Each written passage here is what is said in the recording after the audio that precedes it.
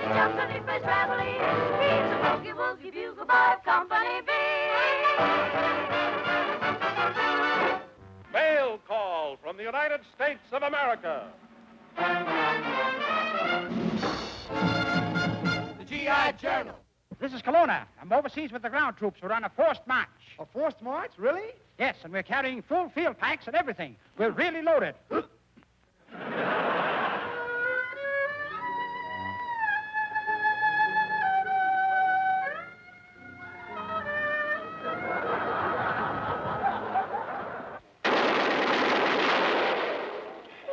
Don't tell me you didn't get that. That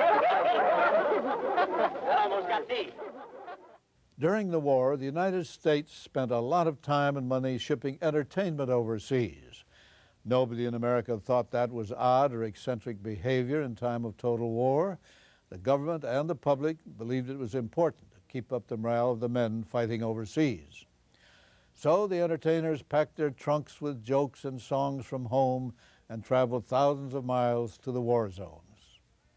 Mail call from the United States of America. Stand by, Americans. Stand by, servicemen of the United Nations. Here's Mail Call, selected by fighting men as one of the 3 top radio programs presented regularly by Armed Forces Radio.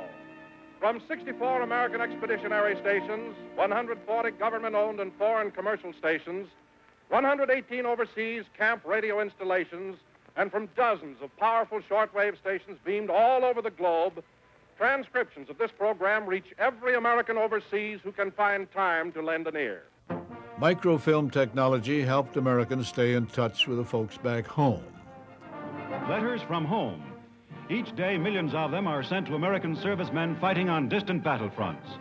Because of a war postal system called V-mail, they can be flown throughout the world, reaching distant points safely and with amazing speed. This plane is landing in Italy. Each bag of mail it carries contains 136,000 letters. Back in America, each letter was reduced to a tiny strip of film.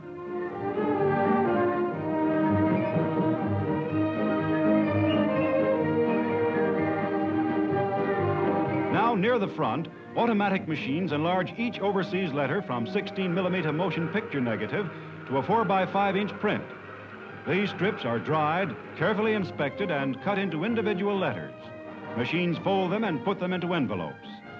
In this one laboratory, over 300,000 letters a day are handled. A complete locator card system takes care of mail incorrectly addressed. In the censorship section, anything that might reveal vital military information is cut out. Censorship. Most Americans agreed it was probably necessary, and most Americans, like Private Snafu, tried to avoid it. Dear Sally Lou, this is it. They'll be shipping us out soon. From the equipment, it looks like the South Pacific. This is confidential. So I'm staking this past the censor.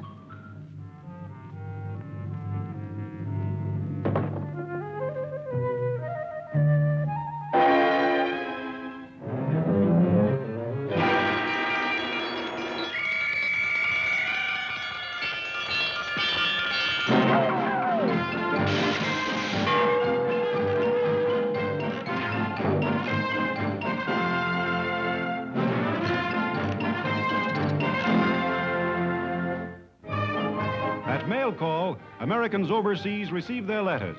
Nearly every transport plane that spans the ocean brings its quota of mail. In just a few days, V-mail letters from home reach servicemen in every theater of war. No army in the history of war ever got so much mail or so much entertainment.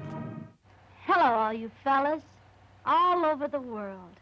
Greetings from the Andrews sisters. I'm Patty. I'm Maxine. And I'm Laverne.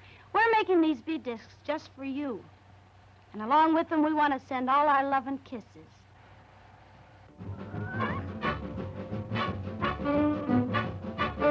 He was a famous trumpet man from out Chicago way. He had a boogie style no one else could play. He was a top man at his craft. But then his number came up and he was gone with the draft. He's in the army now, going reveille. He's a boogie woogie bugle boy of Company B.